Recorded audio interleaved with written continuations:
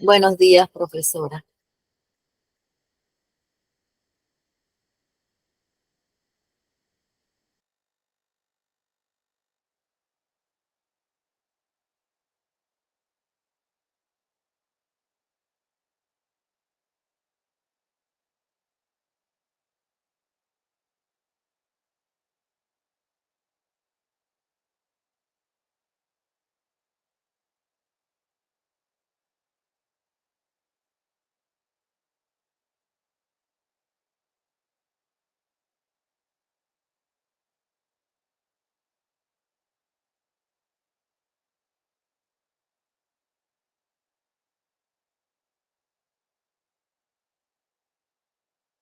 Profe, no se le escucha, tiene el audio apagado.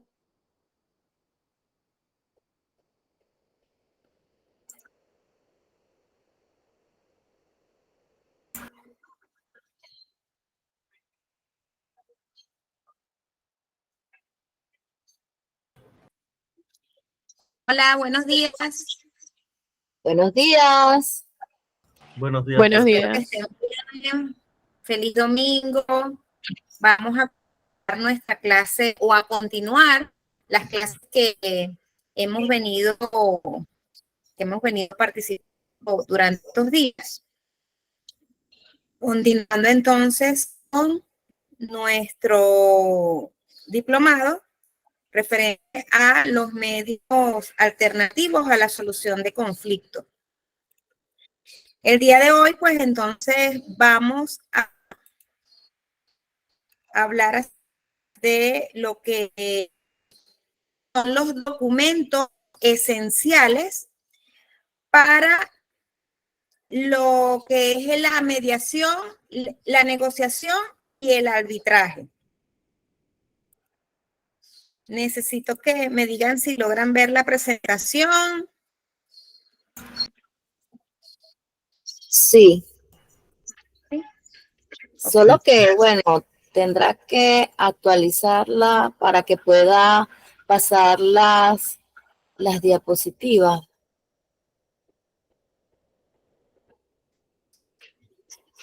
Voy.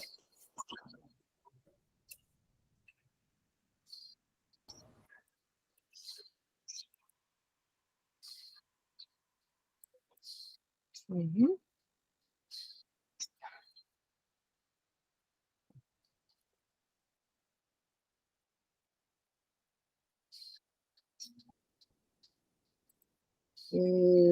No, este es el medios alternativos. Vamos a ver lo de los documentos.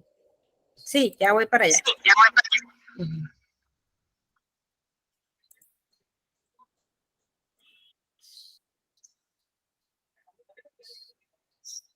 Lo que pasa es que todo es una secuencia.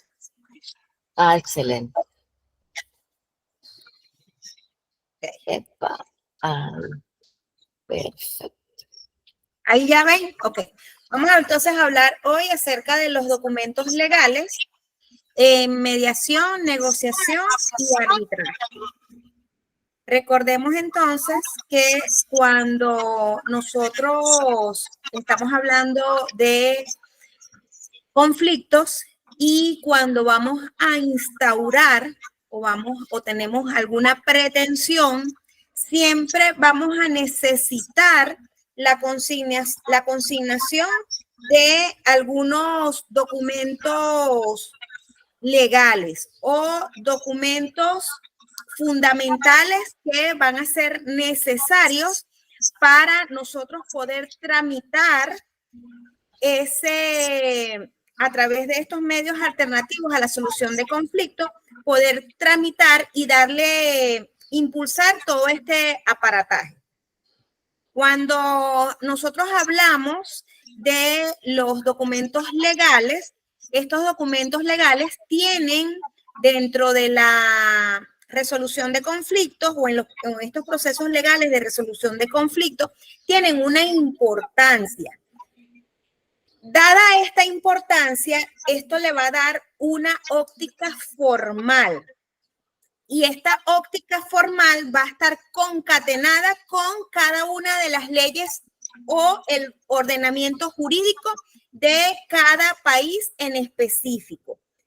Estos documentos legales van a servir para asegurar derechos, pero también van a su vez a generar obligaciones. De allí radica la importancia de los documentos legales, tanto en la mediación como en la negociación y en el arbitraje. Nosotros habíamos venido hablando acerca de lo que era, hablamos de la conciliación, hablamos del arbitraje, hablamos de, de conciliación, mediación Y arbitraje. y arbitraje. Pero nos faltaba uno de los medios o métodos alternativos a la solución de conflictos, que es la mediación. Vamos a hablar entonces un poco acerca de lo que es la mediación. Vamos a hacer un recuento de lo que es el arbitraje y de lo que es la negociación, para entonces entrar en contexto de lo que son los documentos fundamentales, lo que van a acompañar los documentos necesarios para iniciar este proceso de medios alternativos de solución de conflictos. Entonces, ¿qué es la mediación? La mediación es un sistema alternativo de solución de conflictos. ¿Por qué es alternativo? Porque como ya lo hemos venido hablando desde el inicio de estas clases, es extrajudicial, diferente a los canales legales convencionales de resolución de disputas. Entonces, a través de la mediación, lo que vamos a buscar es no llegar a la vía jurisdiccional. La mediación busca un intento de trabajar con el otro y no en contra del otro, busca una vía pacífica, equitativa para afrontar los conflictos en torno de un crecimiento, de aceptación, de aprendizaje y de respeto mutuo. Este proceso consiste en un proceso voluntario. Recordemos que, como lo hemos dicho en los otros medios alternativos de solución de conflictos, aquí prevalece la voluntad de las partes. No pueden ser coaccionadas, forzadas, obligadas.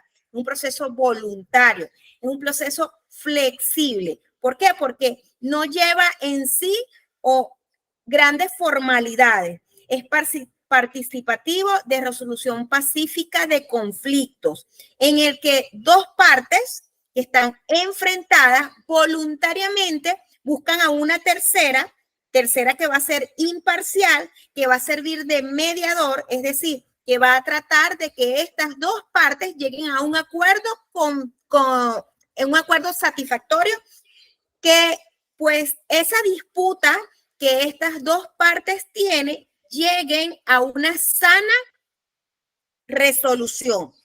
Este método promueve la búsqueda de soluciones que llevan inmersa la solución que buscan las partes, la solución a sus pretensiones. Recordemos que cuando hay un conflicto, cada una de las partes va a tener su pretensión. ¿Qué es la pretensión? Pues lo que ellos buscan solucionar, o en torno a ese conflicto, cada una de las partes va a tener su óptica, va a tener su modo de ver. ¿Qué va a hacer este mediador? Tratar de que estas dos partes concurran en un acuerdo satisfactorio para ambas partes. La mediación tiene unos objetivos.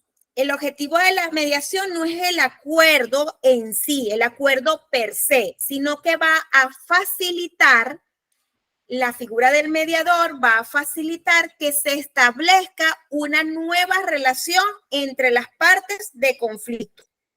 Aumente el respeto y confianza entre estas. Recordemos que cuando hay un conflicto, o en algunos casos cuando hay un conflicto, puede llegar al extremo de que se pierda el respeto, que se pierda la confianza, de que haya un caos. Entonces, ¿qué va a buscar esta persona llamada mediador? Este tercero va a buscar aumentar el respeto y la confianza entre estas.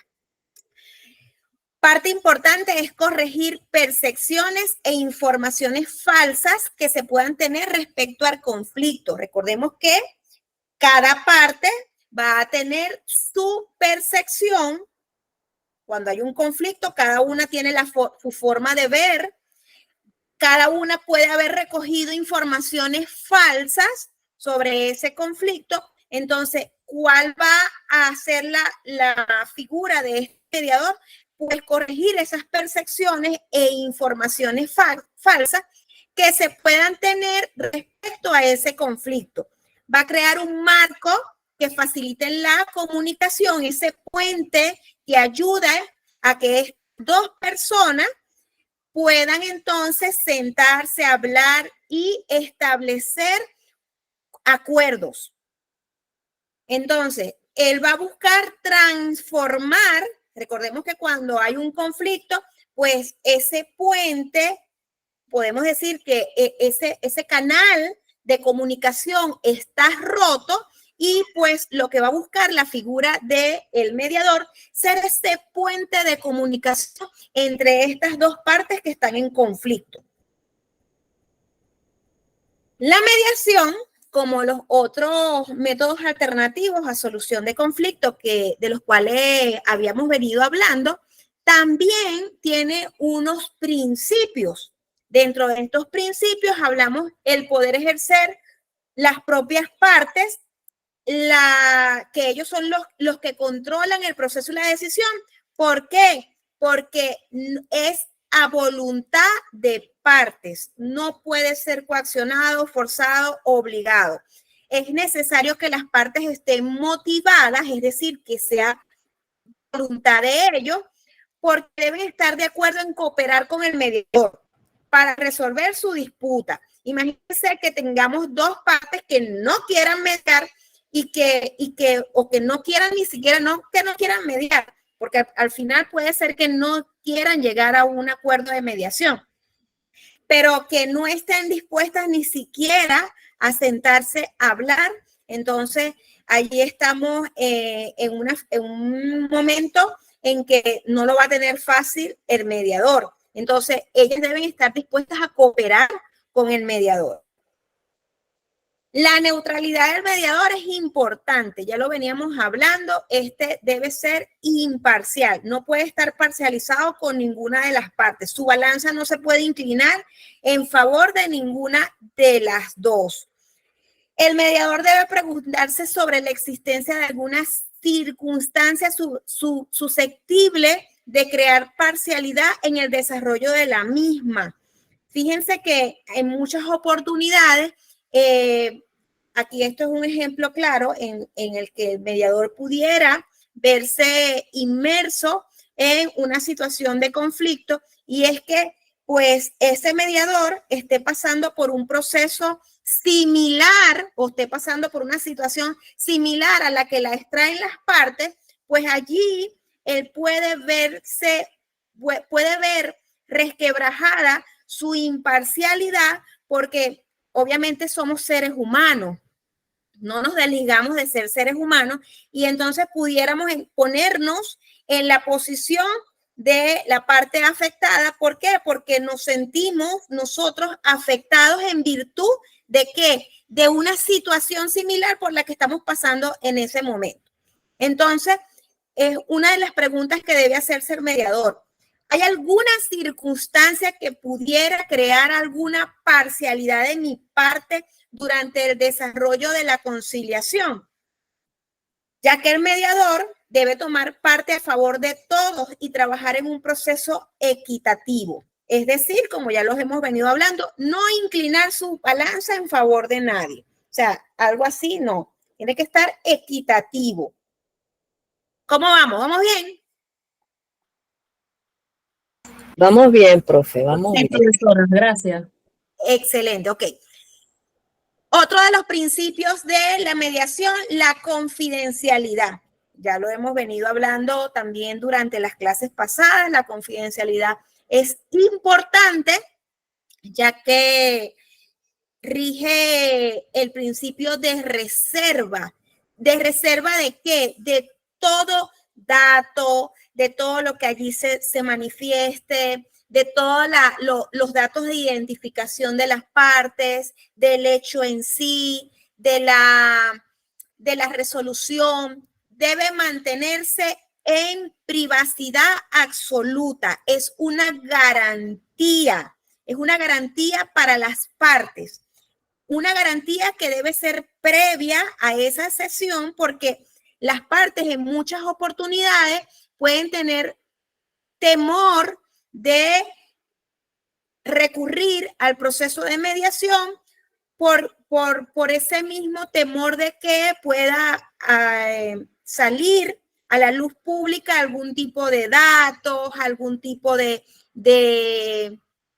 información referente a la privacidad de cada uno o de cada una de las partes. La voluntariedad, como lo hemos venido hablando, la mediación necesariamente requiere de un acuerdo libre, voluntario, explícito de los participantes. No coaccionado, no forzado, no obligado, no impuesto, no se puede imponer. No se puede obligar a las partes a relacionarse o a llegar a acuerdo. Rige el principio, esto es un principio, el principio de voluntad de las partes. ¿Qué puede ir a mediación? ¿O qué es lo que nosotros podemos llevar a mediación? Todos los conflictos se pueden llevar, no todos los conflictos se van a poder llevar a mediación. Para nosotros poder llevar a mediación, debemos conocer que hay casos que no pueden ser susceptibles de mediación. Entonces, cuando hay que denunciar lo que está sucediendo, recordemos que hay casos que son de orden público y pues estamos obligados a interponer una denuncia. Por ejemplo, tenemos el conocimiento de que un niño está siendo objeto de abusos sexuales. Allí estamos obligados a interponer la denuncia. Allí no cabe por ningún motivo una mediación. Allí cabe la obligación de denunciar. Recordemos que todo el que tiene conocimiento de la comisión de un hecho punible debe denunciarlo. Tampoco cabe la mediación cuando hay una violación a los derechos humanos. En clases pasadas hablábamos de cuáles eran esos derechos humanos. Derechos inherentes a la persona. Cuando no hay voluntad de las partes, no podemos llevar a mediación algo que las partes no están dispuestas a mediar, donde se ha violado la ley, donde se tocan temas complejos, no son propios de la mediación. Si queremos lograr algo ejemplar, por ejemplo, que es sentado a través de la jurisprudencia, no podemos ir a la mediación porque acuérdense que va a quedar como un medio alternativo a la solución de conflictos, pero no va a tener trascendencia desde el punto de vista legal en el ordenamiento jurídico a través de la jurisprudencia, porque no va a ir a la vía jurisdiccional. Cuando hay demasiado desequilibrio de poder, primero hay que nivelar. Si vamos a tratar de mediar y hay mucho desequilibrio de poder, es difícil que podamos llegar o que se pueda plantear una mediación. Retomamos entonces un poco, ya hablando de lo que era la mediación, retomamos un poco de lo que es el arbitraje, para entonces retomar la clase que vamos a ver hoy. ¿Y qué es el arbitraje? Nosotros lo vimos en las clases pasadas y hablábamos que es un método de resolución de conflictos mediante el cual las personas naturales o jurídicas, previo acuerdo, pueden someter a la decisión de uno o varios árbitros las disputas surgidas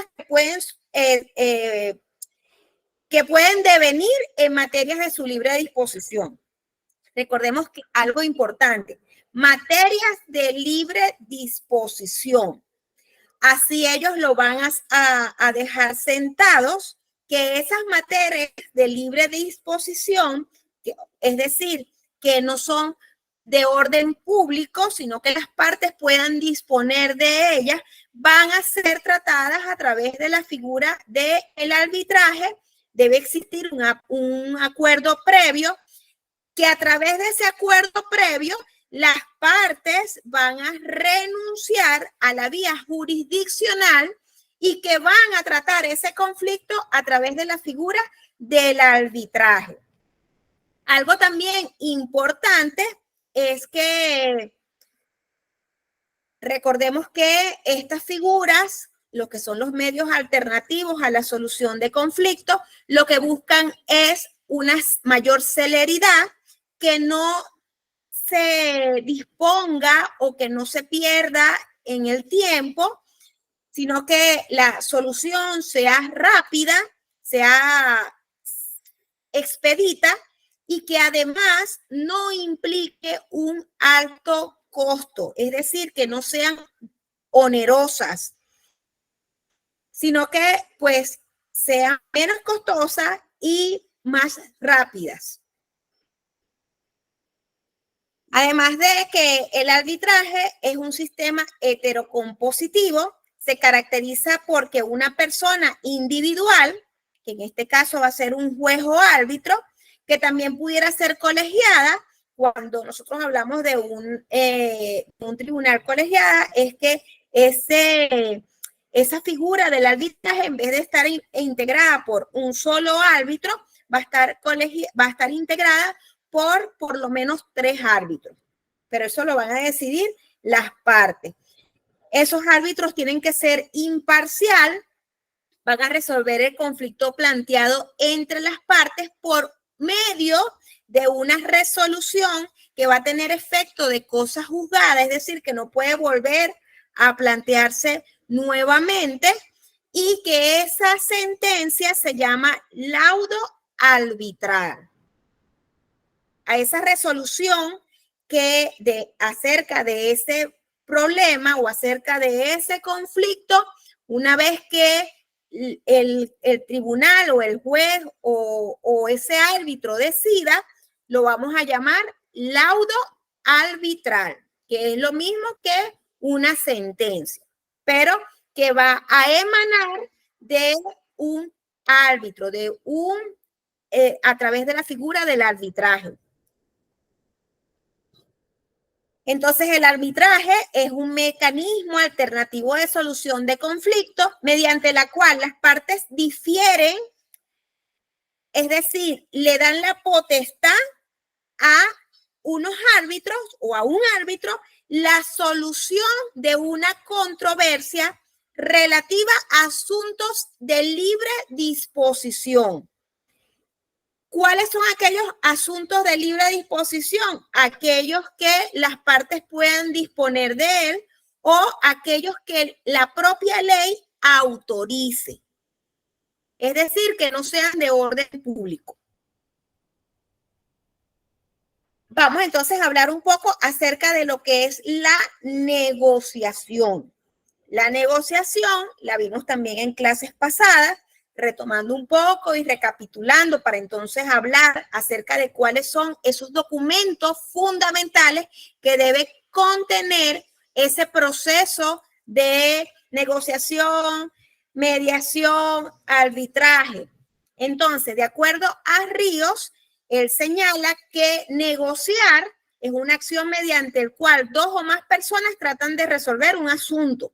Nosotros en muchos aspectos de nuestras vidas planteamos la figura de la negociación, no de la forma de la cual estamos tratando aquí, que ya vendría siendo un poco más formal, pero sí lo hacemos en muchos de nuestros casos.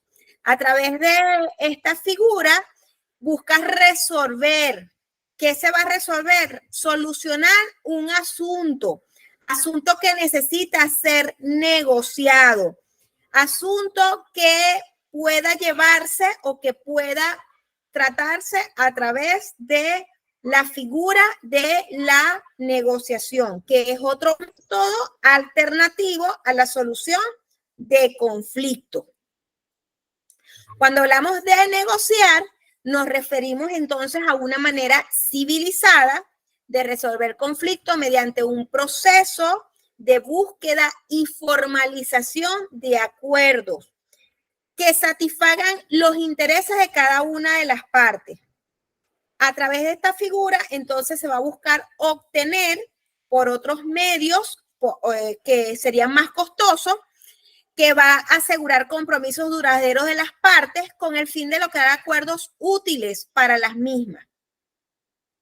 Cuando negociamos, necesitamos que las partes sean identificables, que estén dispuestas a pensar en acuerdos y en contraer compromisos. Esto es lo que busca la figura de la negociación, que estas partes puedan identificarse, que puedan pensar, cada una de las partes puede traer algunos acuerdos, poner acuerdos en la mesa y que de acuerdo a estos acuerdos que cada una de las partes pongan sobre la mesa, ellos estén dispuestos, una vez que lleguen a algunos acuerdos, puedan entonces a través de esos acuerdos contraer algunos compromisos, porque de esos acuerdos de negociación, como ya los vimos en clases pasadas, va a quedar asentado en un acta y que esa acta va entonces se van a dejar plasmados esos compromisos que las partes contrayeron. Profe, una pregunta.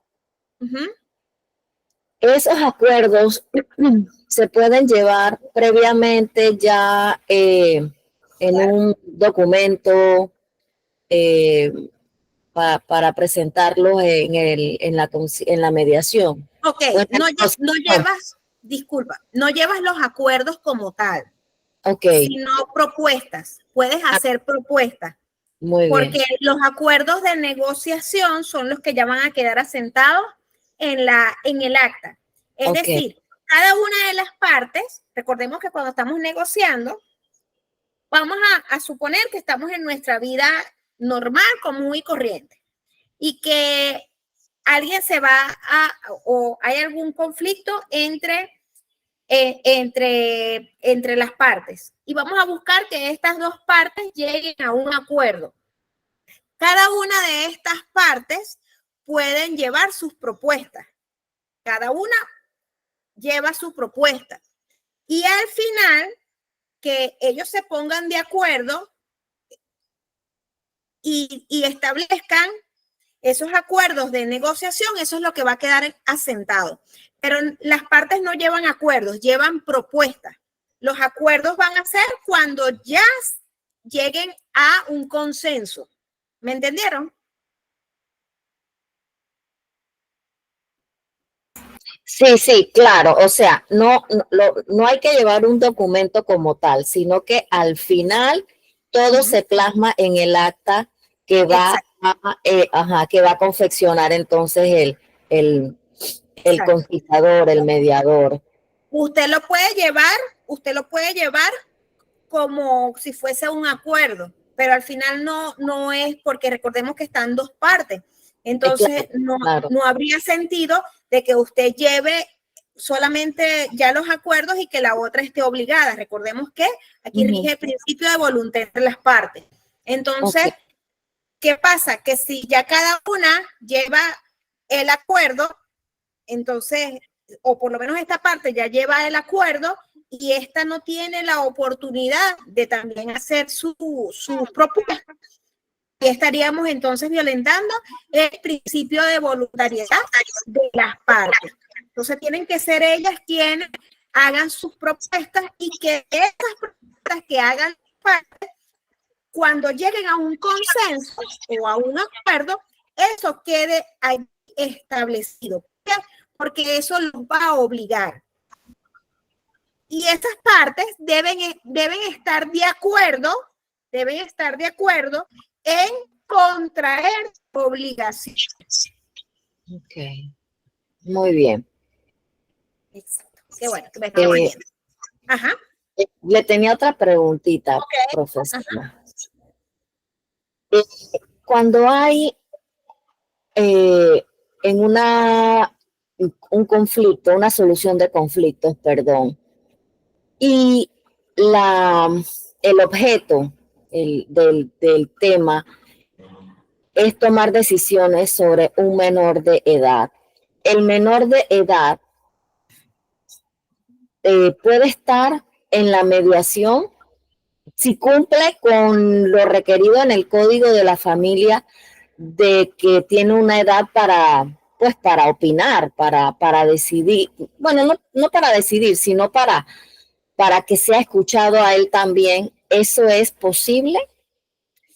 Sí se hace, o sea, sí se puede hacer, pero a través de lo que sería la figura de recabar la opinión de ese niño, niña o adolescente, se puede recabar y que en el momento de que se está realizando esa negociación es que lo que pasa es que fíjense, estamos hablando de figuras por ejemplo, vamos a hablar de una figura de negociación en donde pudiese estar involucrado un adolescente.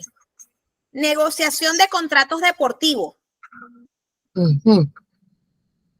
Allí fácilmente pudiera estar este adolescente.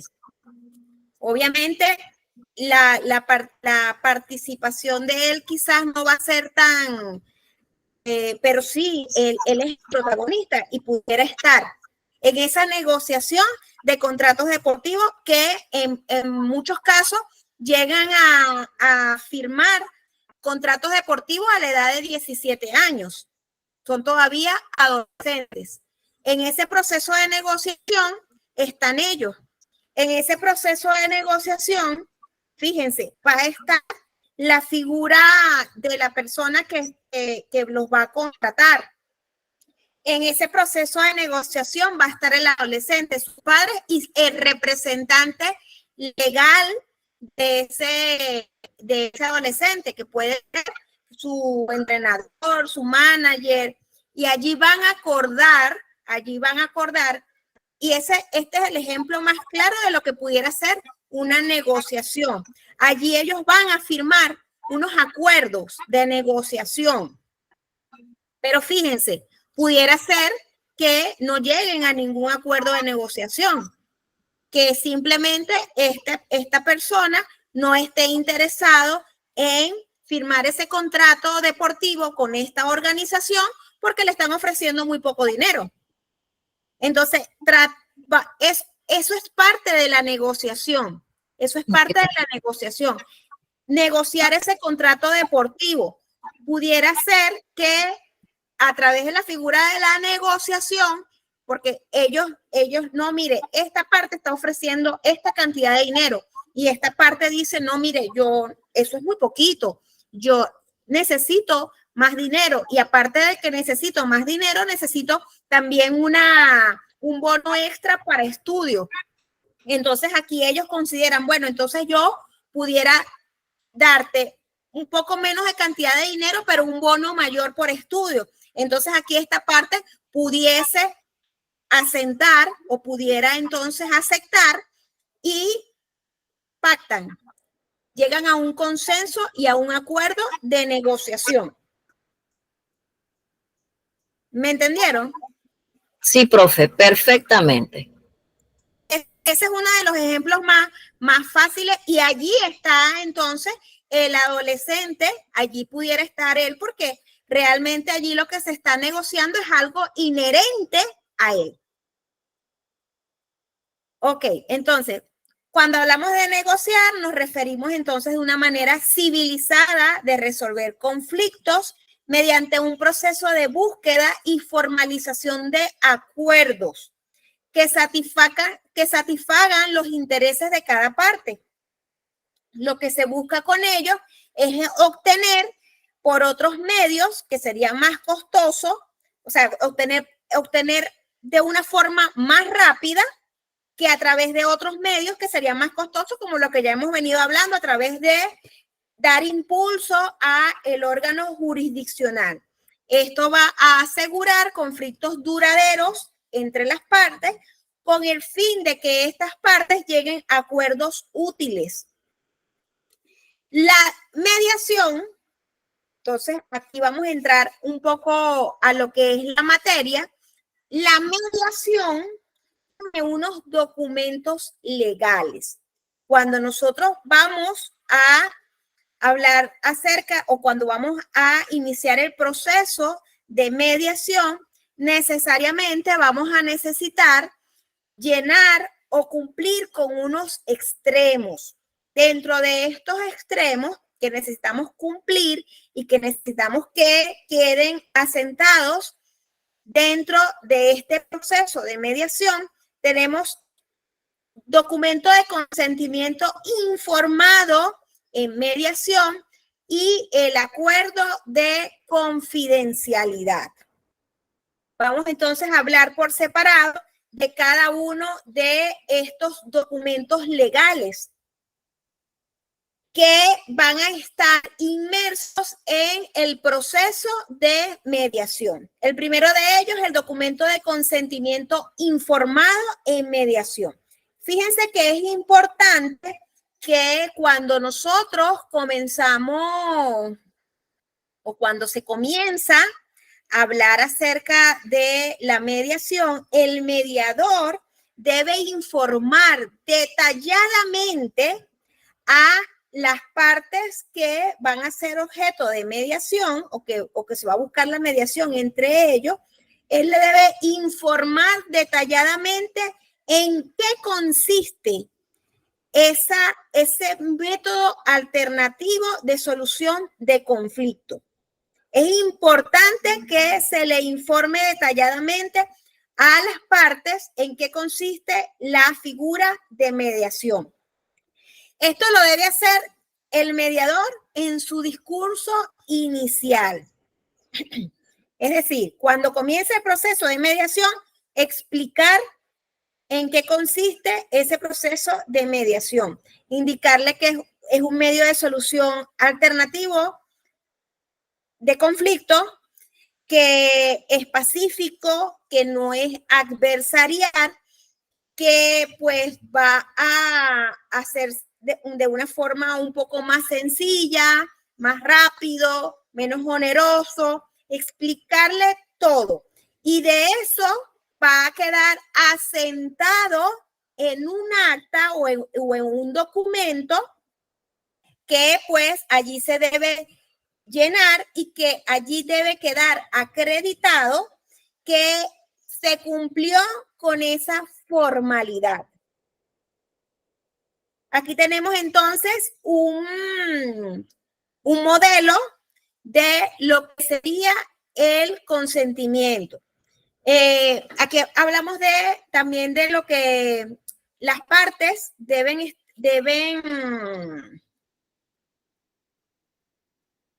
como ya sabemos que rige el principio de voluntad de las partes, entonces no podemos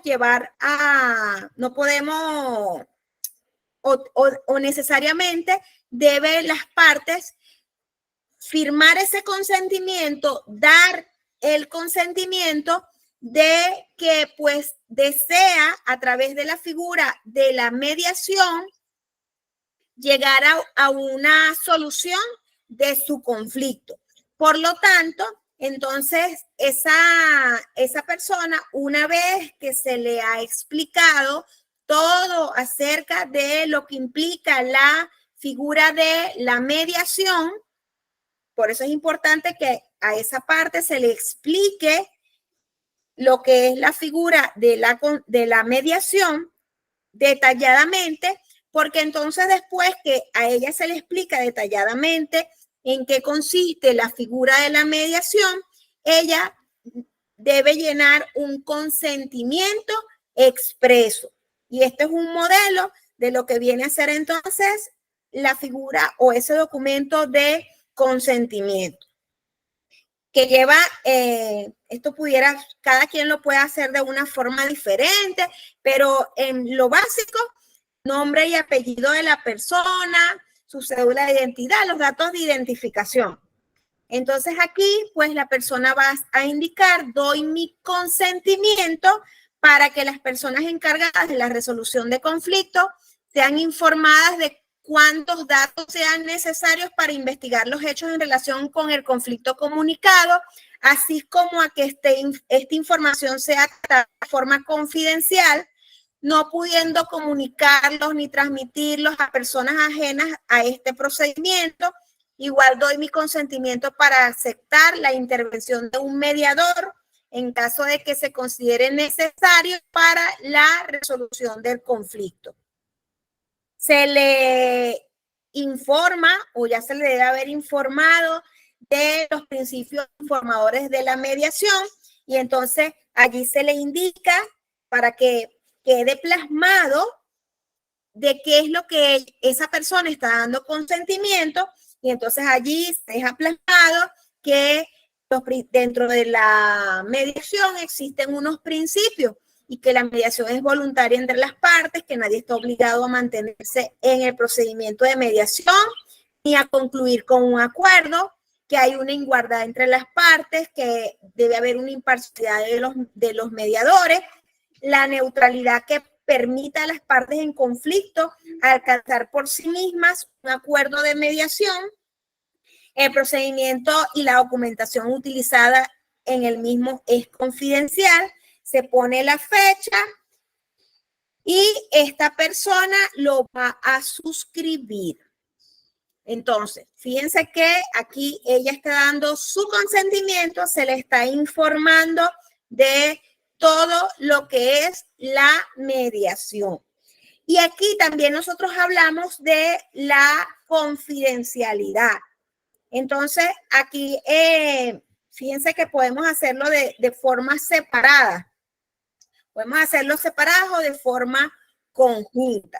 ¿Por qué? Porque debe haber un documento en donde se le explique todo lo relacionado con la mediación y que pues esa persona está de forma expresa, voluntaria, de acuerdo a participar en el proceso de mediación, pero que aparte también debe firmar un consentimiento.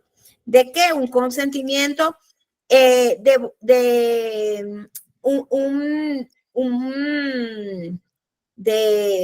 confidencialidad. Ok, entonces estábamos hablando de ese compromiso, profesora, y disculpe, es como un compromiso. Sí, fíjense, las dos van a ser cláusulas de compromiso. Ok. Un documento de consentimiento informado de la mediación, lo que pasa es que fíjense, aquí yo lo hice de forma, aquí están como los dos en uno solo, porque aquí estamos hablando de consentimiento y de confidencialidad. Podemos hacerlo así, pero en sí son dos modelos. Documento de consentimiento informado de mediación, que era lo que le estaba indicando, que es ese primer paso que da el mediador acerca de informarle a la persona en qué consiste la mediación y que pues ella va a someter al proceso de mediación su conflicto. Entonces, esa persona firma ese documento de consentimiento informado de la mediación. O sea, ella va a firmar ese consentimiento de que le fue informado todo el proceso de mediación y que está de acuerdo a participar en ese proceso de mediación. Por eso es que es un consentimiento informado de la mediación, porque a través de ese consentimiento va a dar su acuerdo o va a estar de acuerdo en participar en ese proceso de mediación.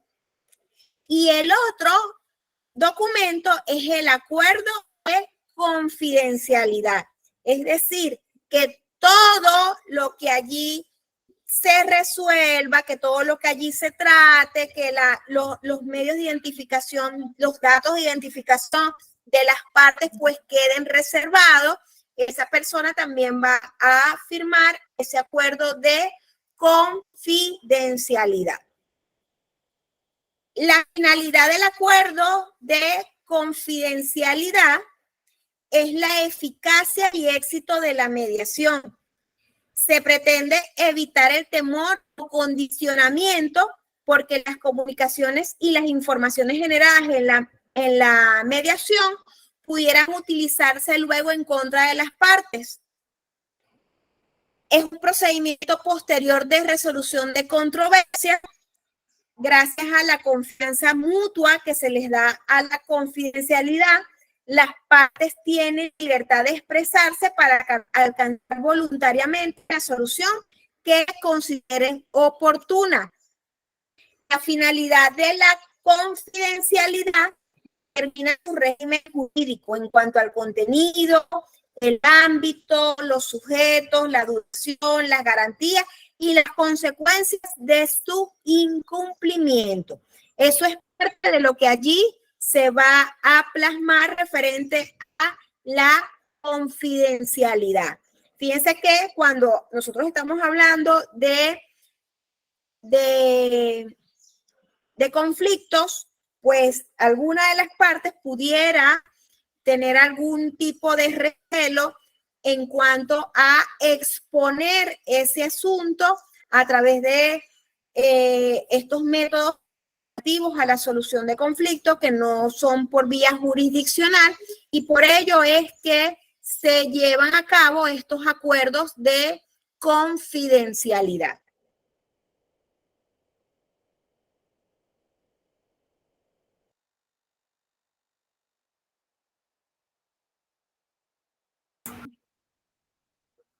Se congeló la profesora. Se congeló en un momento. Implica derecho y obligación. ¿Se congeló? Ya no. Ahora sí. Sí tuvo unos segundos, como un segundito nada más. Es que mientras que pasé la lámina. Ok, el contenido de la confidencialidad. En cuanto al contenido de la confidencialidad, implica el derecho y la obligación de cualquier hecho o información producido en la mediación, que estos sean reservados, que no se divulguen, que no se revelen. Esta obligación alcanza a todos los intervinientes en la mediación, no solamente a las dos partes en conflicto, sino también al mediador. Recordemos entonces que el mediador también va a tener va a estar sujeto a ese principio de confidencialidad. No puede divulgar nada de lo que allí se trate.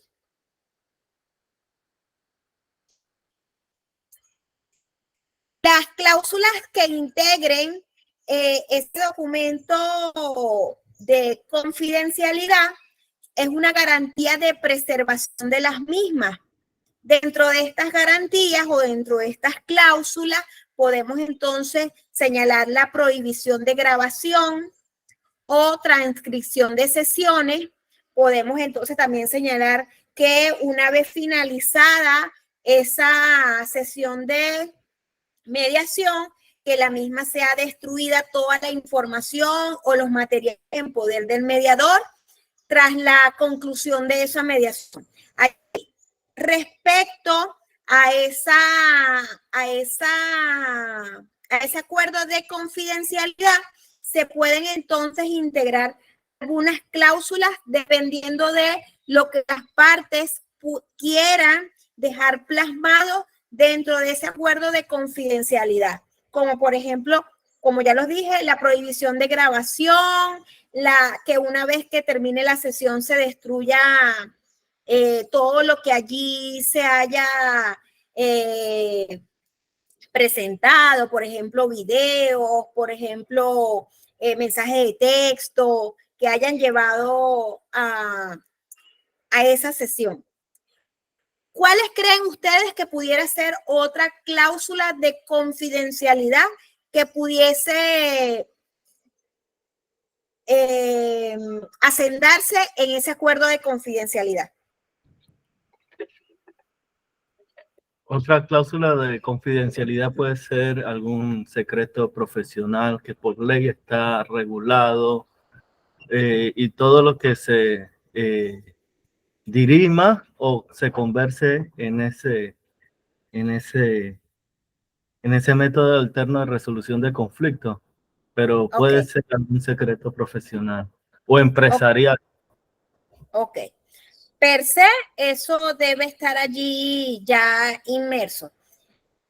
Pero entonces cada parte pudiera sugerir alguna cláusula de confidencialidad. Normalmente siempre, bueno, pues la prohibición de grabar, la prohibición de alguna tercera persona, algo que en sí a las partes se les pudiese o que fuera de su conveniencia para ese momento. Pero debe estar allí asentado de forma específica. Existe también entonces documentos legales cuando se trata la figura de la negociación. Cuando nosotros tratamos la figura de la negociación, cuando emprendemos el proceso de negociación, también encontramos algunos documentos legales. Dentro de estos documentos legales podemos traer a colación lo que son las cartas de intención y memorandos de entendimiento. También podemos hablar de contratos preliminares y su importancia. Y bueno, estos contratos preliminares van a tener una importancia dentro del proceso de negociación. Entonces, ahorita vamos a hablar acerca un poco de estos contratos preliminares y vamos a hablar un poco acerca de algunos ejemplos para que nos puedan ver claro cuáles serían o cuáles pudieran ser estos contratos preliminares previos a lo que es la figura o el proceso de negociación. Los memorandos o de entendimiento, ¿qué vienen a ser esos memorandos de entendimiento? Un memorando de entendimiento que por sus siglas en inglés los conocemos abreviados como MOU, es un documento escrito, firmado por los representantes de dos o más partes que comportan declaraciones de voluntad para actuar con un objetivo común sin comprometer jurídicamente a ninguna de las partes. Es decir, muchas veces cuando se va a estos procesos de negociación, no van las partes en conflicto como tal, sino que van sus representantes legales, pudieran ser los apoderados.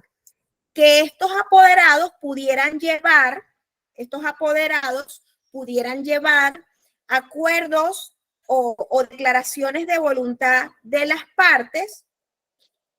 Sin embargo, estos acuerdos de voluntad de las partes, ellos los pueden llevar a ese proceso de negociación, pero esto no va a comprometer jurídicamente a ninguna de las partes. ¿Por qué?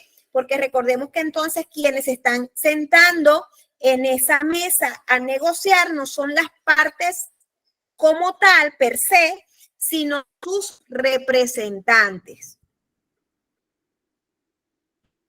¿Para qué sirven estos memorandos? Estos se establecen principios generales de actuación que orientan la relación de las partes sin establecer obligaciones. Tienen un contenido político y suelen ser útiles para enmarcar la relación de colaboración entre estas dos partes, para que luego o posterior ellas puedan firmar un convenio con compromisos concretos. Un ejemplo de esto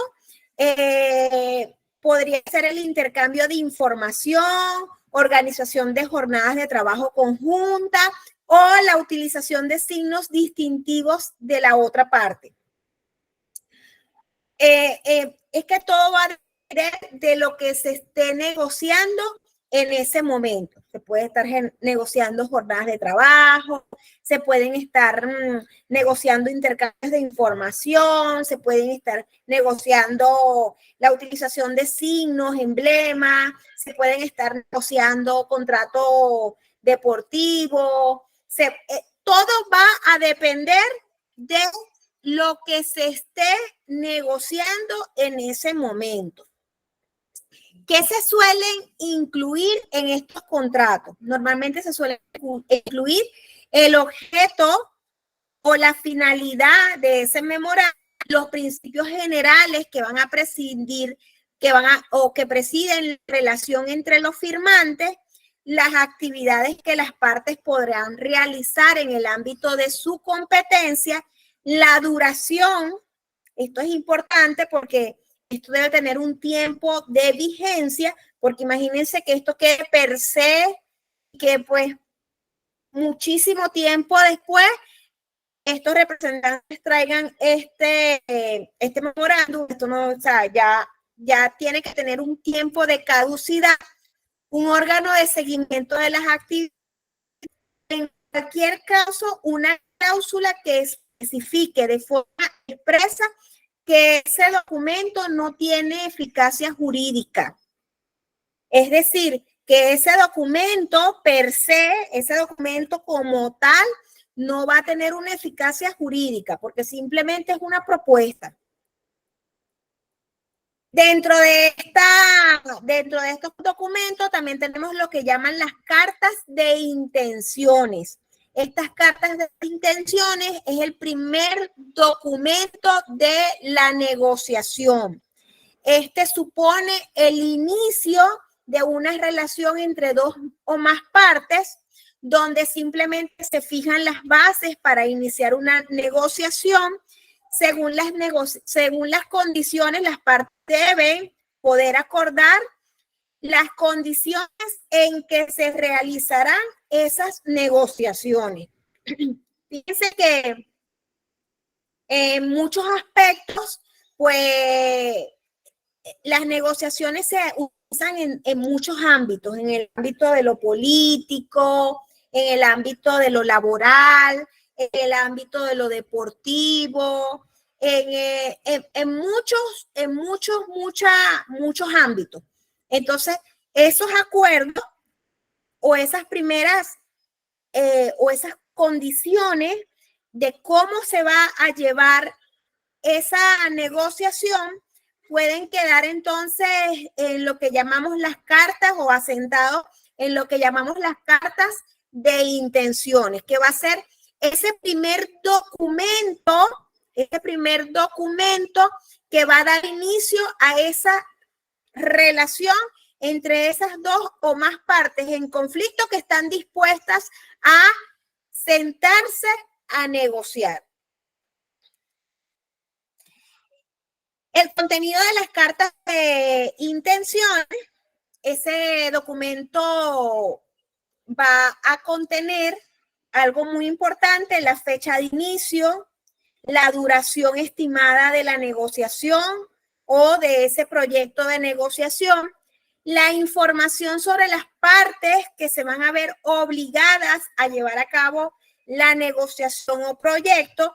Y cuando hablamos de que se van a ver obligadas, es que van a sentarse, no que están obligadas a llegar a ese acuerdo, sino que las partes que pues ya están conscientes en que se van a sentar a negociar, más no que van a llegar a un producto final. No, eso no está dentro de la negociación. Los objetivos concretos de la negociación, ¿qué es lo que concretamente se va a negociar? Porque fíjense, si no llevamos algo concreto, podemos comenzar, como diríamos, como el cuento de que describe al elefante. Y resulta que el elefante tenía una hormiguita y pues perdimos de vista al elefante y comenzamos a describir la hormiguita que tenía el elefante. Por eso es que es necesario que se señale concretamente qué es lo que se va a negociar. La distribución de los costos o gastos de esa negociación, las actividades que prometen realizar cada una de las partes, el carácter vinculante o no de las cláusulas recogidas en el documento de negociación. Además de esos aspectos, pues las partes pueden incluir alguna que otra cláusula relevante, como cláusulas de confidencialidad, exclusividad, de no competencia, de protección de propiedad industrial, intelectual. Allí las partes, entonces, en esa carta de intenciones, pudieran incluir algunas otras cláusulas relevantes que estas dos partes consideren necesarias dejarlas allí asentadas. ¿Alguna pregunta hasta ahora?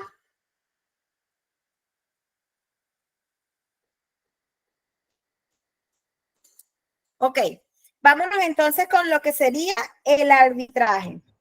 Vamos a hablar entonces de lo que es el arbitraje. Y fíjense algo bien importante. Para que se dé la figura del arbitraje, es necesario entonces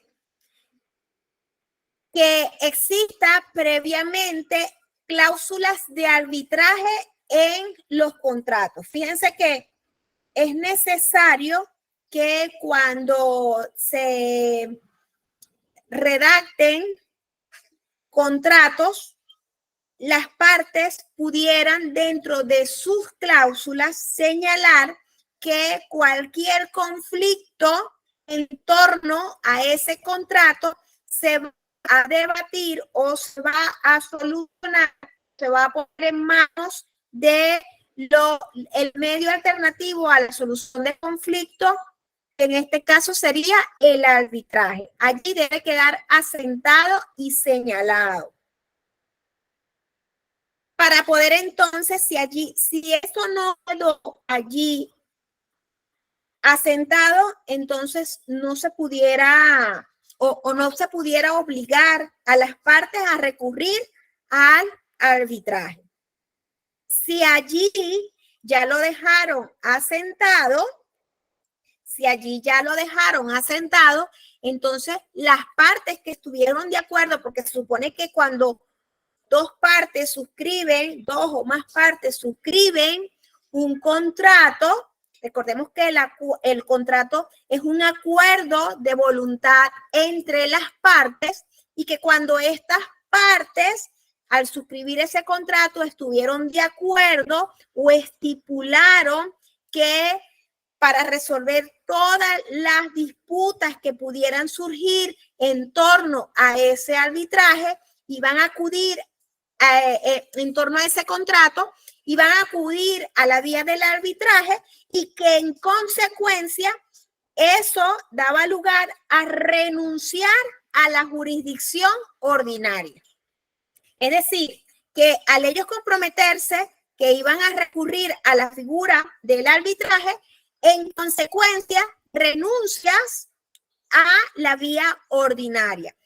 Ordinaria que implica un retraso o mayor tiempo y que además es mucho más oneroso.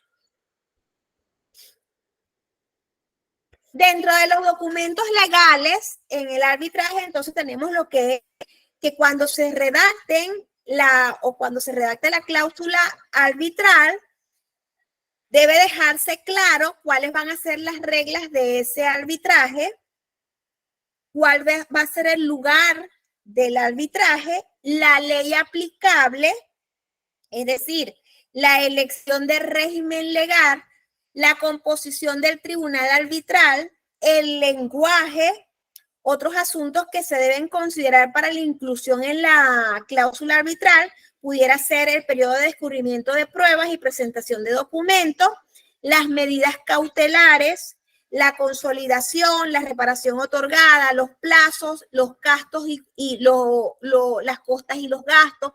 Todo eso pudiera quedar considerado en lo que vendría a ser la cláusula arbitral. Que esa cláusula arbitral va a estar inmersa ¿en dónde? ¿Dónde vamos a conseguir esa cláusula arbitral?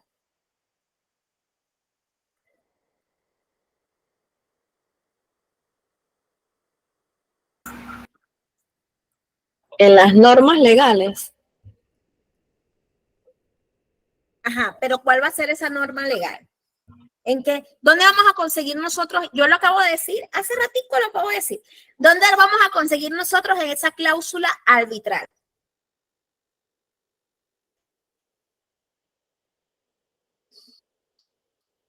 En los contratos.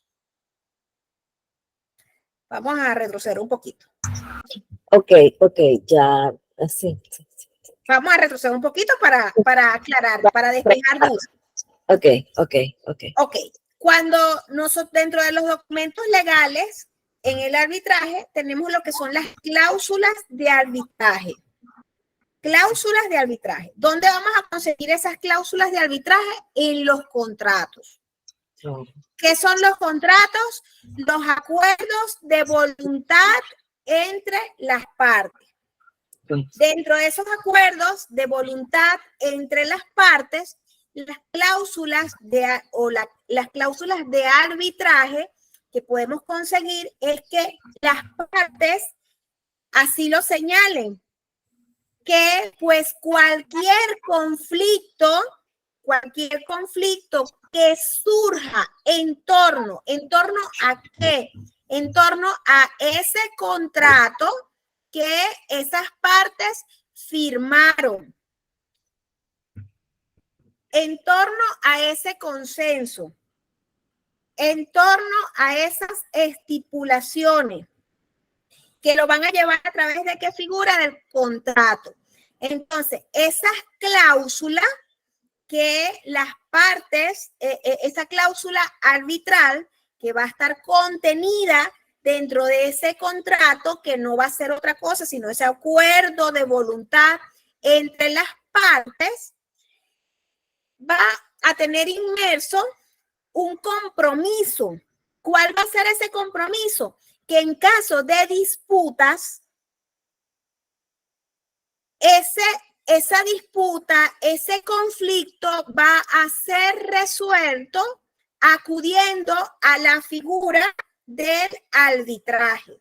Es decir, que ese conflicto lo van a someter a un método de solución de conflicto que se llama arbitraje. Y que con esa cláusula, a su vez, estas partes van a renunciar entonces a que ese conflicto sea dilucidado o que sea resuelto a través de la jurisdicción ordinaria, es decir, a través de los tribunales. ¿Por qué? Porque ellos lo van a tener estipulado dentro de su contrato a través de una cláusula de arbitraje. Y que esa cláusula de arbitraje, cuando se redacte, va a indicar o debería indicar cuáles van a ser las reglas de ese arbitraje, dónde se va a realizar ese arbitraje, cuál va a ser ese lugar, cuál va a ser la ley aplicable. Recordemos que cuando nosotros hablamos de contratos, cuando se firman contratos, Fíjense que pudiesen firmarse, o sea, pudiéramos hablar de contratos internacionales. Entonces allí debe quedar especificada cuál va a ser la ley que se va a aplicar, la elección del régimen legal, la composición de ese tribunal arbitral, el lenguaje o el idioma, otros asuntos a considerar. Ellos deben dejar plasmado en esa cláusula arbitral todos y cada uno de los puntos que ellos quieren dejar asentados y establecidos. ¿Listo? ¿Vamos bien? Sí, vamos bien, vamos bien. Okay. Ah, una preguntita.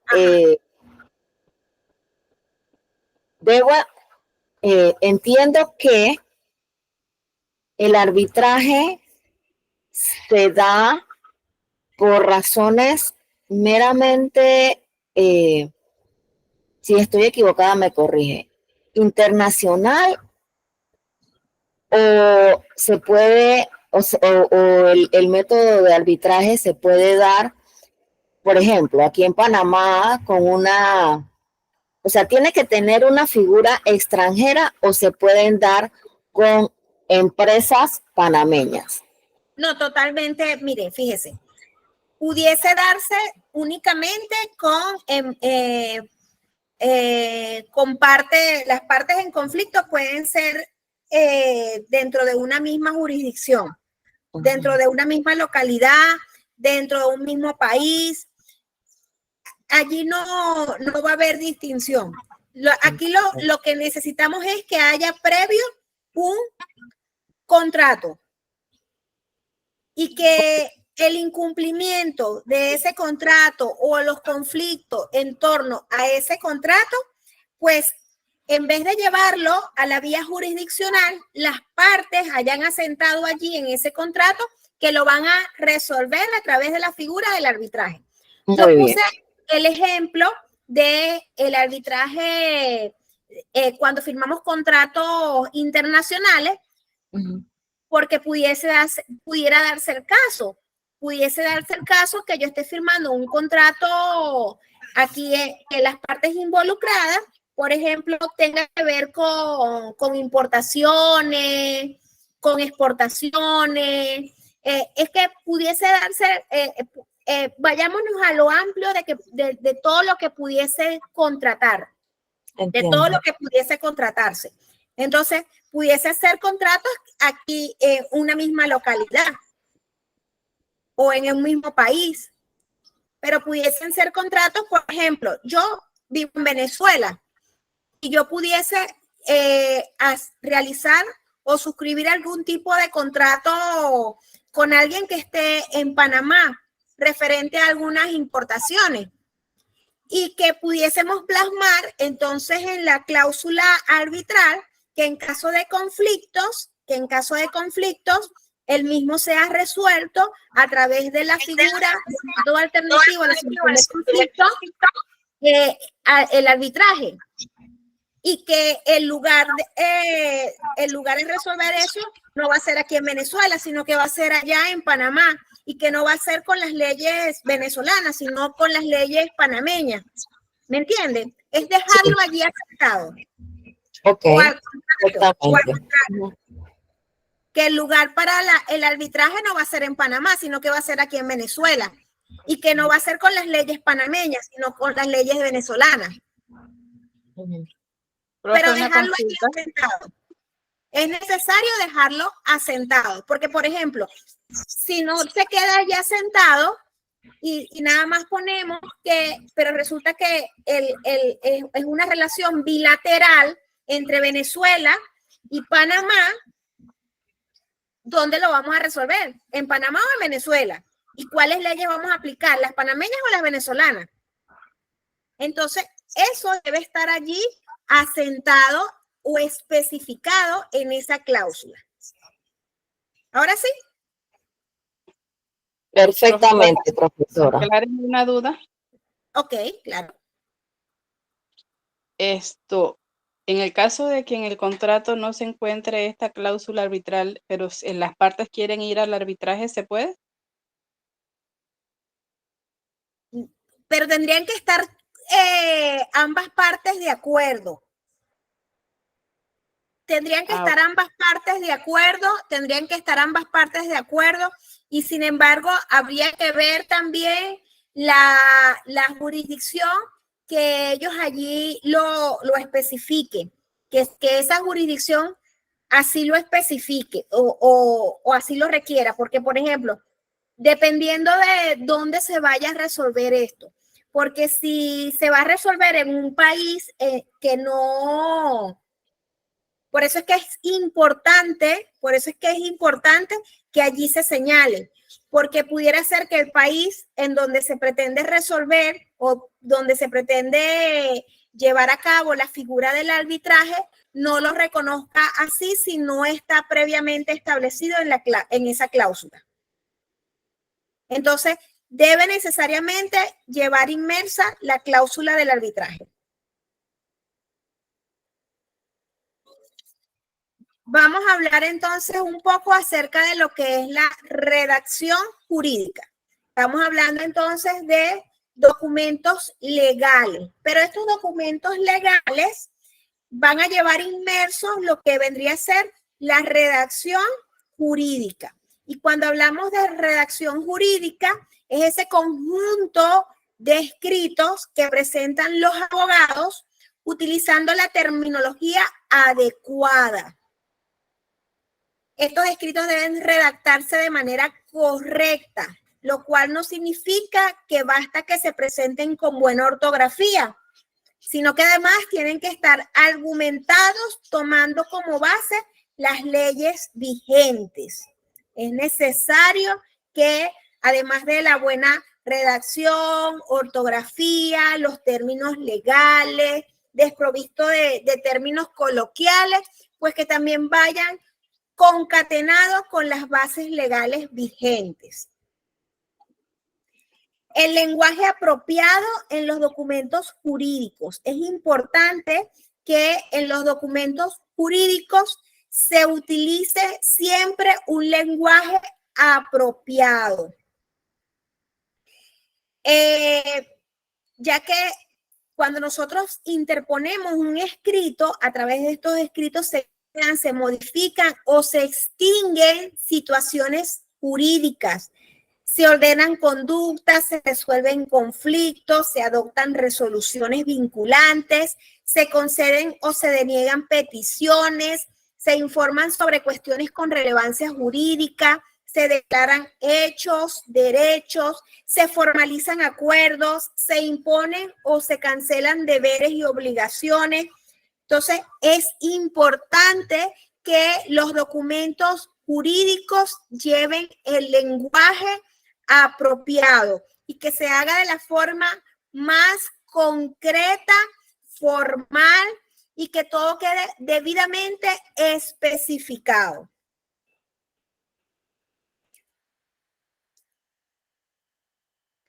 Asimismo, se requiere una comunicación clara y eficaz que permita conocer con certeza la situación de diversos sujetos y las incidencias que les afectan. Es decir, que a través de la simple lectura que le hagamos a un documento, podamos entender lo que los interesados quisieron dejar plasmado inequívocamente, o sea, que no haya lugar a duda, de lo que allí se quiso decir. Por ejemplo, que las partes han querido llevar a través de un medio alternativo a la solución de conflicto su conflicto o su conflicto no, porque puede ser que cuando se firmó se hizo ese documento, las partes no estaban pensando en un conflicto, las partes no estaban vislumbrando que iban a tener un conflicto, pero pero sí es necesario que quede allí asentado que en caso de que surgiese algún tipo de conflicto, que pues eso se iba a ventilar, o ese conflicto se iba a ventilar a través de la figura del arbitraje. Por eso es y dejar todo bien plasmado con cada una de esas cláusulas, porque entonces si no lo hacemos así, entonces pudiéramos dar lugar a dudas, o pudiésemos entonces entorpecer lo que las partes pudieran haber querido llegar a realizar. Además de que, fíjense, algo bien importante, cuando nosotros redactamos documentos jurídicos, es necesario que las personas a las que le vamos a hacer llegar esa información puedan entenderla. En algunas oportunidades me han presentado borradores de documentos para que yo lo firme, y cuando yo lo leo, eso no se entiende nada. Y entonces yo le digo a la persona, léelo y dime si lo entiende. La persona lo lee y no. Entonces, si tú le vuelves a dar una lectura a ese documento y no lo entiendes, si tú misma que lo estás redactando no lo entiendes, la otra parte menos. Entonces, siempre darle 2 o 3 lecturas a eso que estamos redactando. Y si tenemos la posibilidad de que una tercera persona nos pueda leer eso, mejor todavía. Debemos hacerlo de la forma clara. Es decir, que no haya lugar a duda de lo que allí se quiso señalar. Expresado con mesura, un texto claro expresa exactamente lo que quiere decir su autor, que se comprenda fácilmente en una primera lectura, sin necesidad de interpretación. Fíjense que en derecho no puede quedar, o por lo menos en un documento, no puede quedar lugar a duda. No puede ser objeto de interpretación, porque si lo dejamos a objeto de interpretación, recordemos que en un contrato van a existir 2 partes. Y cada una le puede dar su interpretación de la forma en que, como lo vea. Entonces, no puede quedar esa brecha. No podemos dar lugar a esa brecha, porque entonces allí estaríamos generando otro conflicto. Porque cada una de las partes no, allí lo que se quiso decir fue esto. Entonces la otra parte no, allí lo que se quiso decir fue esto. Entonces debe quedar expreso de la forma más clara posible. Hay diversos factores que contribuyen a la claridad y que dentro de esos factores deben cuidarse el estilo, la corrección gramatical, el vocabulario, el orden, la concisión, la precisión, la integridad, la presentación. Vamos entonces a hablar de cada uno de ellos, qué es cada uno de estos factores que van a contribuir que ese documento sea lo más claro posible. Entonces, algunas sugerencias sobre el estilo: evitar frases completas con incisos múltiples y oraciones subordinadas. Tender a usar frases cortas que se expresen en una sola idea.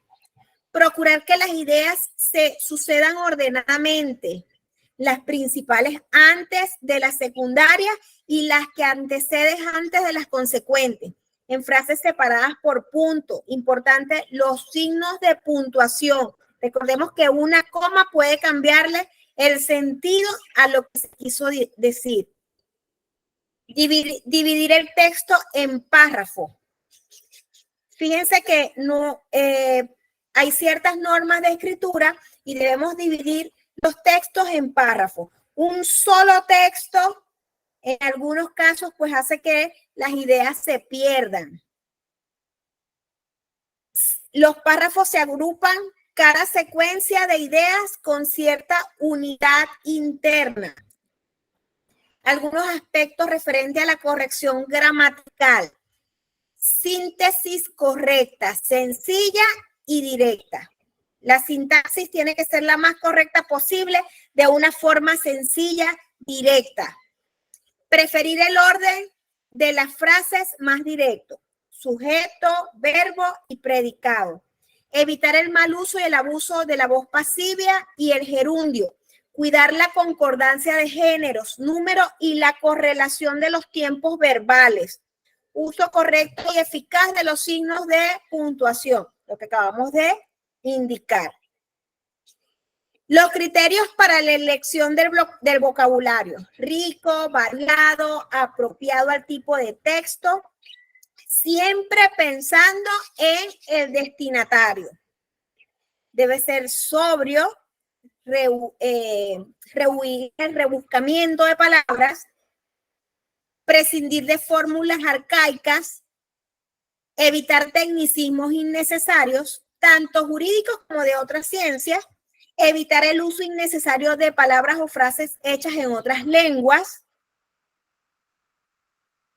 Entonces, bueno, es importante entonces hacerlo de la forma más clara posible y evitar siempre o tratando de ponernos en cabeza de nuestro lector. Porque siempre a través de nuestros escritos, muchas veces lo que nosotros vamos a buscar es la persuasión de la otra persona. Entonces, mientras más claro lo hagamos y pensando siempre en un tercero que lo va a leer y en caso de los contratos hacerlo de la forma más clara posible, porque si no, entonces en vez de hacer algo, vamos a crear más caos.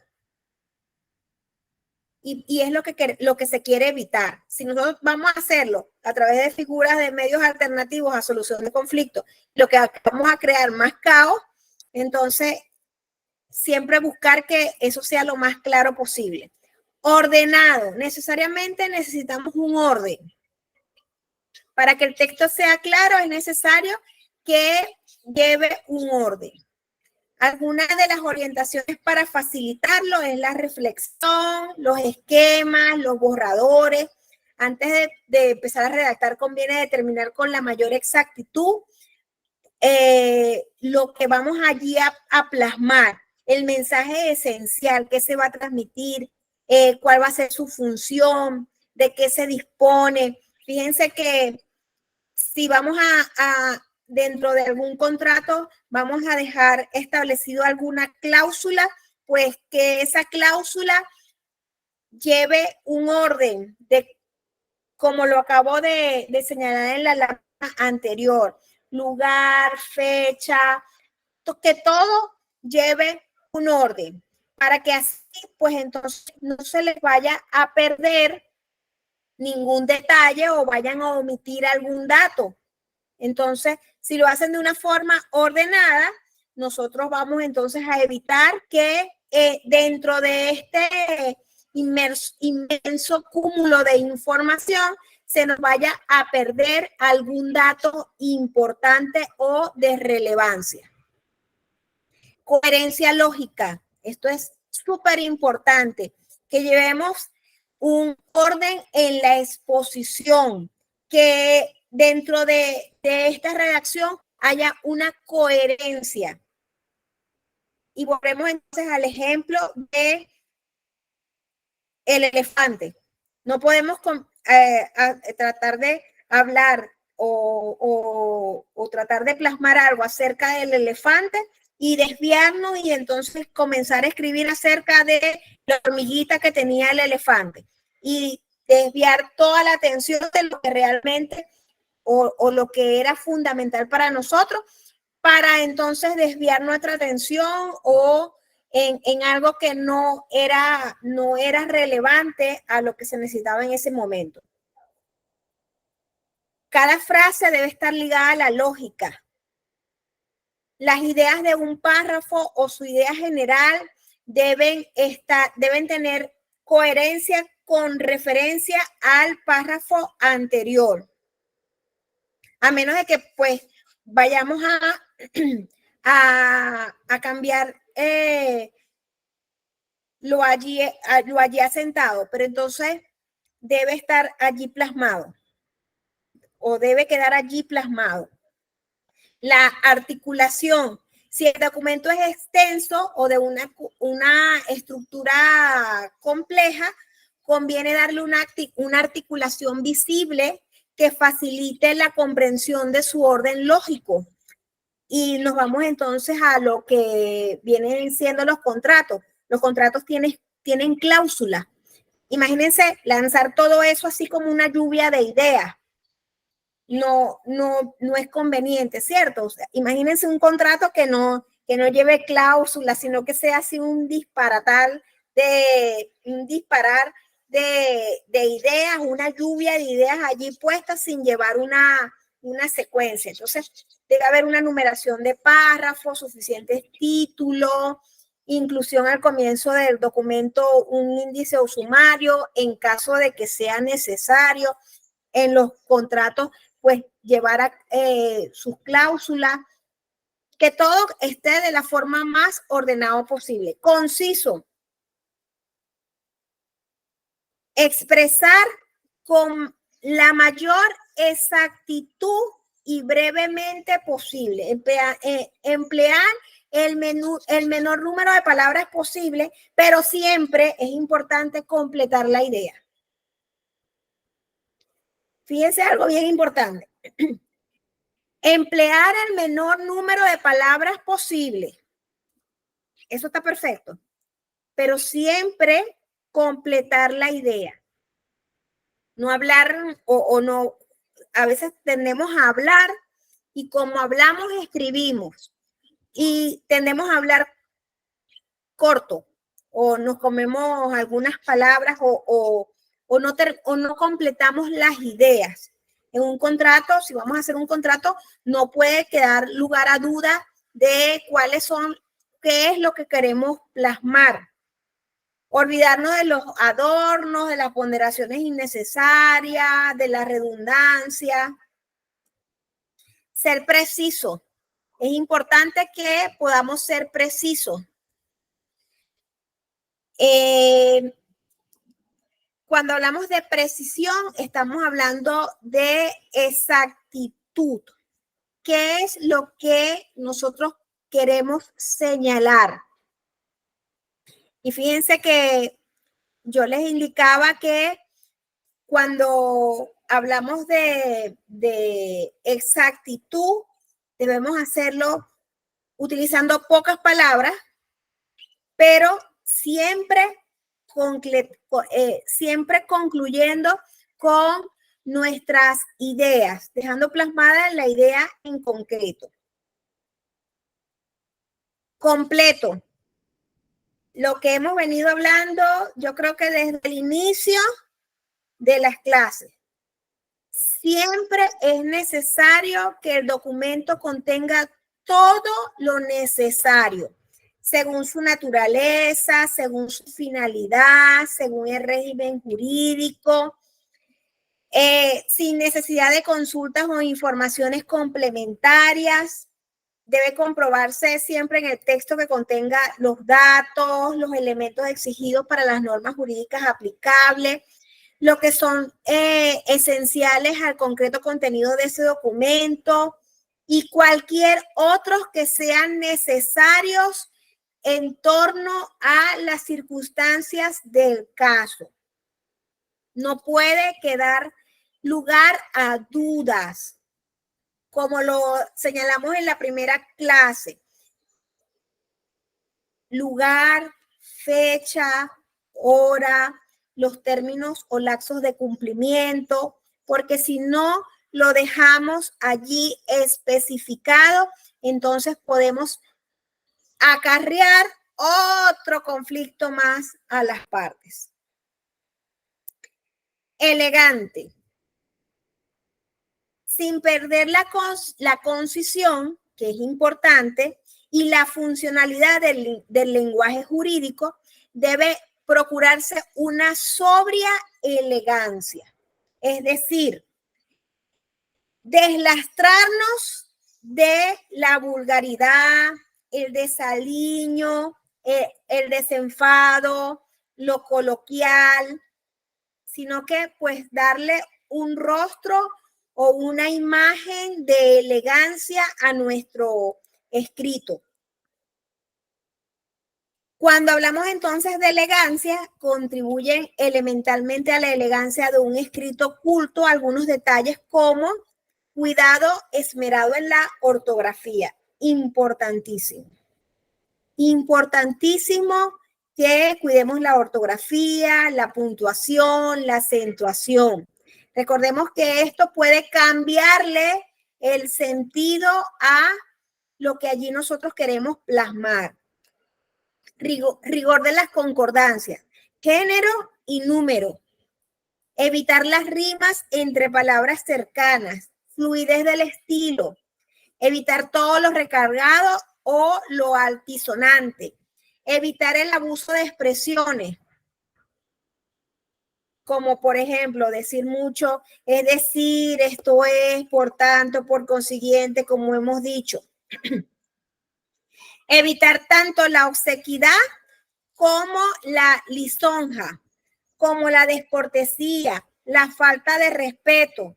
Y fíjense que estamos hablando partes en conflicto, pero no porque haya un conflicto, vamos entonces nosotros a tener faltas de respeto en nuestros escritos. Utilizar siempre el tratamiento de cortesía.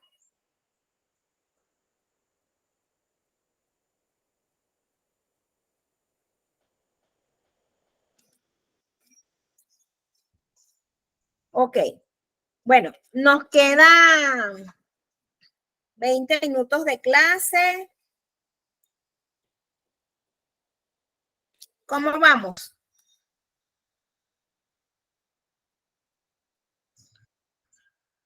¿Preguntas hasta ahora? ¿Algo que quieran recapitular?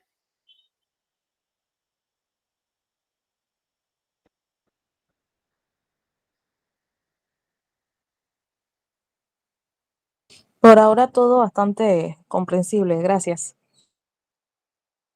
Ok. Vamos a ver entonces. Un momentico para buscar la presentación.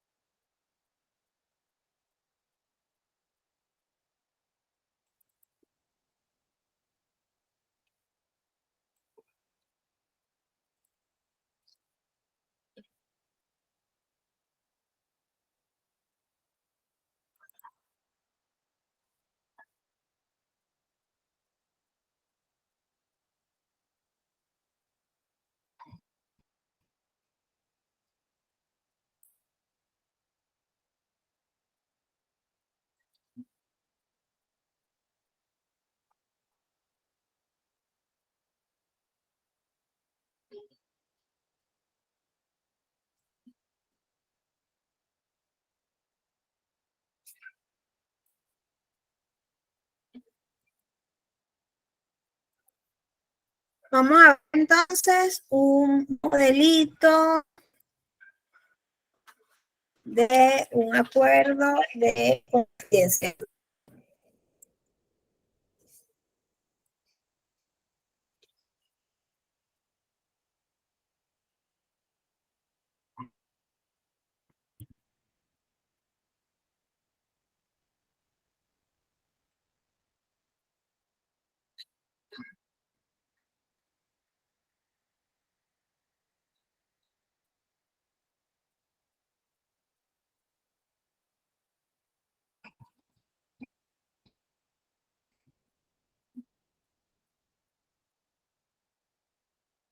Ok.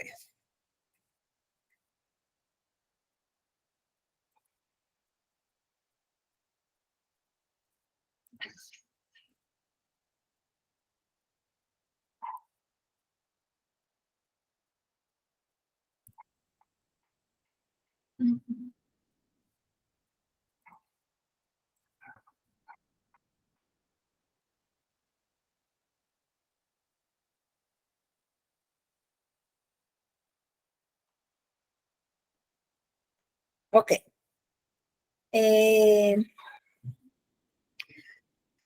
Vamos a ver entonces un acuerdo de confidencialidad.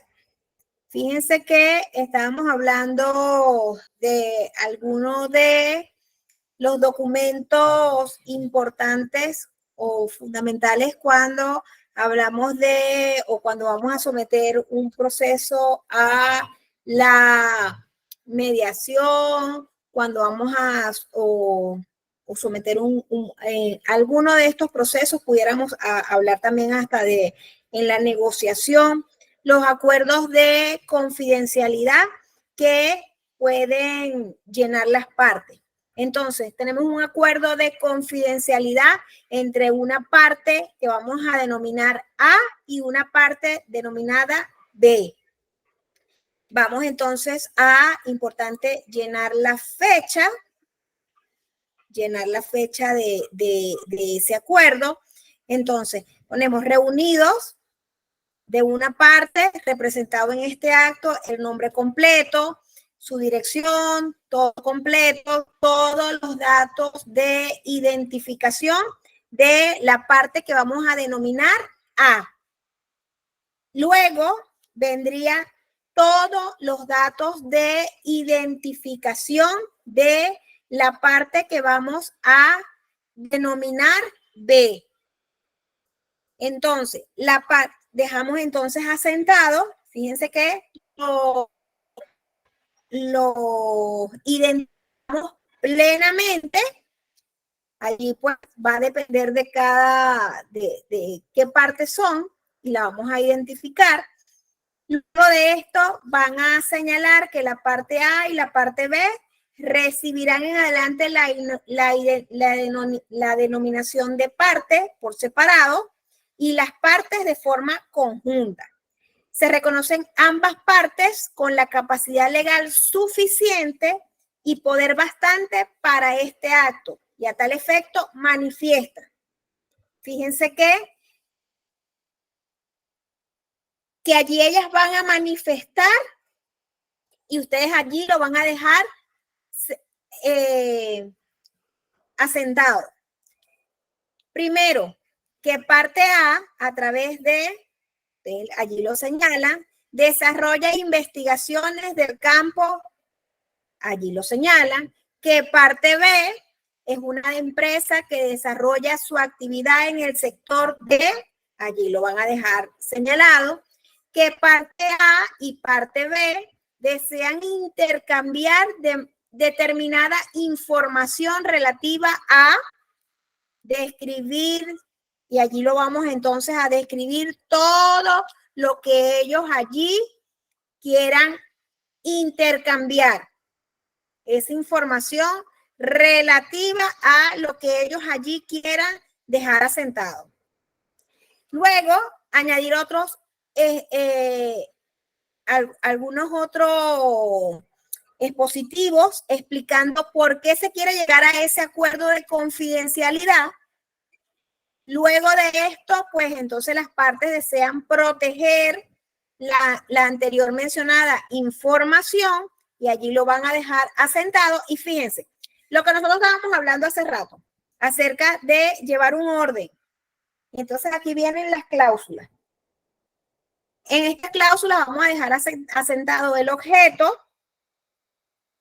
la definición de información confidencial, que esas partes pues van a dejar allí asentadas, las obligaciones de las partes, y allí lo van a dejar asentado, las excepciones al tratamiento de la información confidencial, la propiedad de la información confidencial y la ausencia de la garantía, la duración, fíjense que es importante dejar allí asentado la duración, la prohibición de cesión, si la hay, el incumplimiento.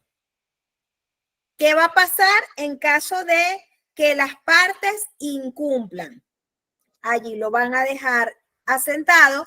La modificación del acuerdo, la divisibilidad, la terminación de ese acuerdo, la ley aplicable y la jurisdicción. Allí lo van a dejar asentado. La totalidad del acuerdo, las notificaciones, dónde se van a realizar esas notificaciones, y pues entonces al final las partes van a firmar ese acuerdo.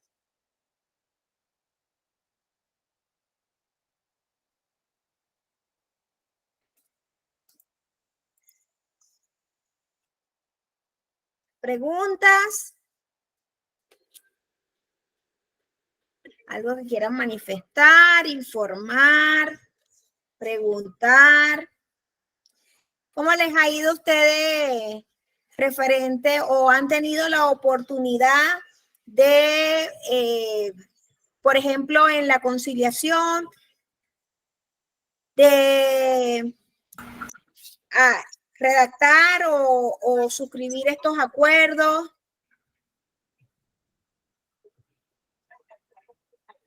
Bueno, en la práctica, en estos momentos, estoy llevando un caso de divorcio con todo lo que lleva, porque hay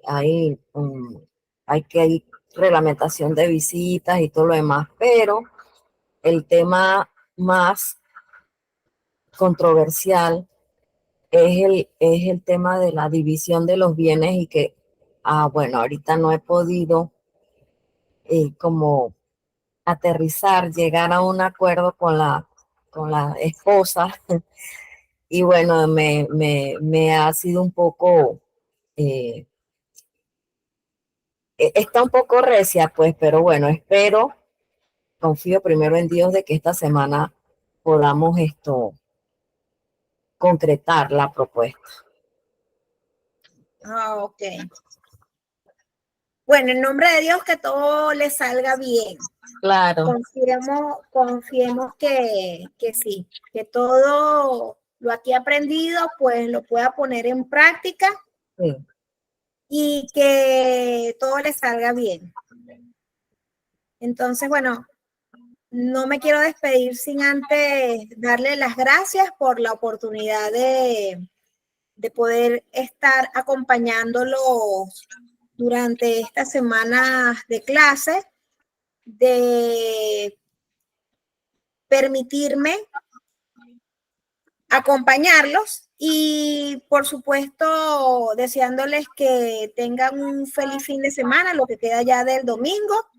Gracias, profe. Y que pues felicitarlos porque no es fácil estar estudiando un domingo, pero se ve que tienen la voluntad y que están ávidos de conocimiento, y eso es importante.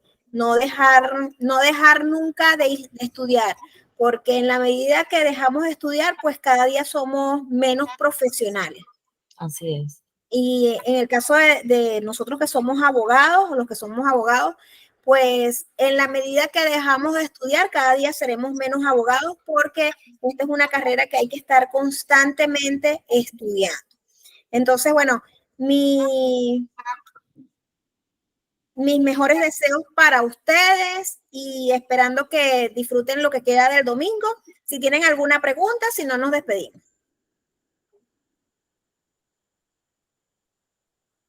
¿Preguntas? No, profesora. No, profesora. Ok, entonces, bueno, damos finalizada nuestra clase y espero que estén bien. Saludos.